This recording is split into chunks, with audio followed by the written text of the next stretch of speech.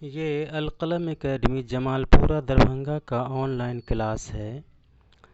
Academy کے شعبہ اردو میں آپ سبھی طلباء و طالبات کا خیر مقدم ہے۔ امید ہے آپ سبھی بخیر و عافیت ہوں گے۔ میں توقیر عالم حاضر ہوں درجہ ہشتم کے اردو سبجیکٹ کے ساتھ۔ پیارے بچوں، آج آپ اپنی درسی کتاب چمن اردو کا چوتھا سبق وائرس ایک بے جان قاتل کے عنوان سے پڑھنے جا رہے ہیں۔ پیارے بچوں، وائرس حیاتی اجسام میں انفیکشن پیدا کرتا ہے۔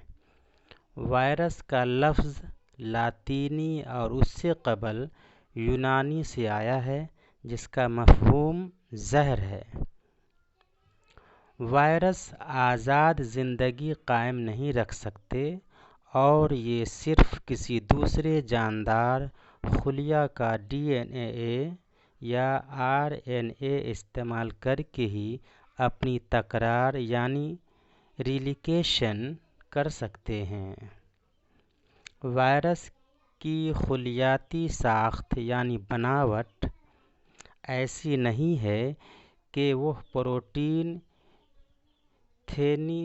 سینتھیسس یعنی لحمیاتی ترکیب کے ذریعے اپنی تولید کر سکتی ہے یا اپنی کاپی بنا سکیں یعنی اپنی تعداد میں اضافہ کر سکے۔ وائرس طفیلی صفت کی وجہ سے انسانوں اور جانوروں کے ساتھ بیکٹیریا میں بھی کئی بیماریوں کی وجہ سے بنتے ہیں۔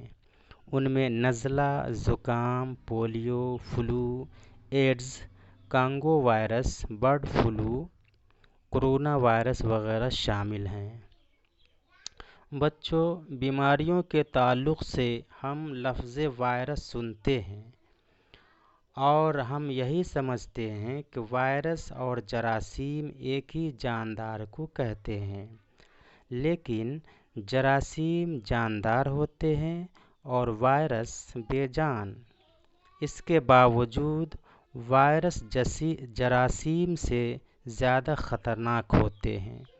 یہ دوسرے جانداروں کے ساتھ ساتھ جراثیم کو بھی بیمار کر سکتے ہیں۔ بڑی مشکل سے سائنسداں اس کا علاج کھوج پائے ہیں۔ وائرس خود تو دوسرے وائرس پیدا نہیں کرتا، وہ خلیوں کو متاثر کر کے ان کے ذریعے وائرس پیدا کرواتا ہے۔ کئی مرتبہ وائرس سے ہونے والے امراض کی دوائیں مریض کی جان لے لیتی ہیں۔ بہرحال وائرس ایک بے جان قاتل ہے۔ ہمیں صفائی ستھرائی کا ہمیشہ ہر وقت خیال رکھنا چاہیے تاکہ ہم کسی مہلک مرض میں مبتلا نہ ہوں اور صحیح و سالم صحت و تندرستی کے ساتھ زندگی گزار سکیں اور مقصد حیات کو پورا کر سکیں۔ آئیے اب اس سبق میں آئے مشکل الفاظ کے معنی کو دیکھتے ہیں۔ پہلا لفظ ہے عادات۔ عادات عادت کی جمع ہے۔ خوردبین، مائکرواسکوپ،